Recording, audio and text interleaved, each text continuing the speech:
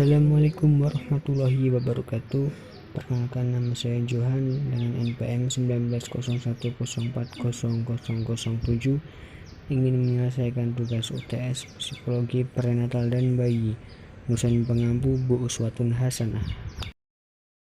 Perkembangan sensor. Perkembangan diartikan adanya perubahan dari keadaan suatu ke keadaan yang lain, sedangkan istilah perkembangan lebih dapat mencerminkan sifat-sifat yang khas mengenai gejala psikologi yang nampak.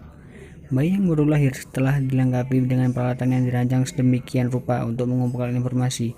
Alat-alat yang berfungsi untuk menangkap informasi inilah yang disebut dengan indera atau sense atau sistem sensorik. Jadi semua informasi yang datang pada bayi adalah melalui indera. Sensasi penginderaan terjadi ketika sekumpulan informasi mengadakan kontak dengan penerima sensor seperti mata, telinga, lidah, hidung, dan kulit. Sensasi pendengaran misalnya terjadi ketika gelombang udara yang bergetar dikumpulkan oleh telinga bagian luar dan ditransmisikan melalui tulang telinga bagian dalam ke saraf pendengaran. Perkembangan fisik pada masa anak-anak ditandai dengan perkembangannya keterampilan motorik baik kasar maupun halus.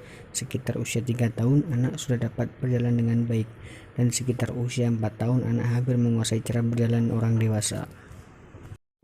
Usia 5 tahun anak sudah terampil menggunakan kakinya untuk berjalan dengan berbagai cara seperti maju dan mundur, jalan cepat dan pelan-pelan, melompat dan berjingkrak, berlari ke sana kemari, memanjat dan sebagainya, yang semuanya dilakukan dengan lebih halus dan bervariasi. Keterampilan motorik adalah gerakan-gerakan tubuh atau bagian-bagian tubuh yang disengaja, otomatis, cepat, akurat. Gerakan-gerakan ini merupakan rangkaian koordinasi dari beratus-ratus otot yang rumit.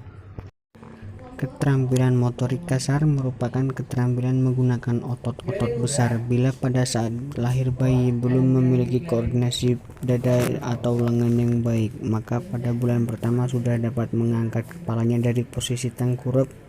Keterampilan motorik kasar bisa disebut dengan gross motor skill. B. Keterampilan motorik halus. Keterampilan motorik halus meliputi otot-otot kecil yang ada di seluruh tubuh, seperti menyentuh dan memegang. Bayi dilahirkan dengan dilengkapi seperangkat komponen penting yang kelak akan menjadi gerakan-gerakan lengan, tangan, dan jari yang terkoordinar dengan baik. Meskipun demikian, pada saat baru dilahirkan, bayi masih mengalami kesulitan saat mengontrol keterampilan motorik halusnya. A. Faktor genetik. Individu mempunyai beberapa faktor keturunan yang dapat menjunjung perkembangan motorik, misalnya otot kuat, saraf baik, dan kecerdasan, yang menyebabkan perkembangan motorik individu menjadi baik dan cepat.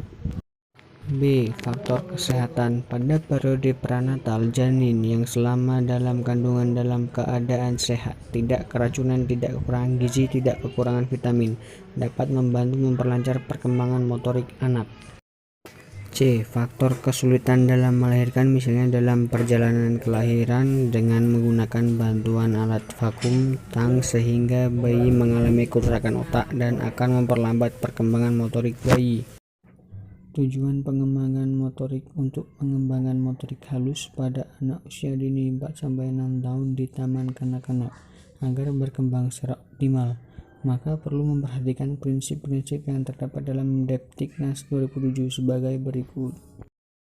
1. Memberikan kebebasan untuk berekspresi kepada anak. Melakukan pengaturan waktu, tempat, media, alat, dan bahan agar dapat merangsang anak untuk berkreatif. Memberikan bimbingan kepada anak untuk menentukan teknik cara yang baik dalam melakukan kegiatan dengan berbagai media.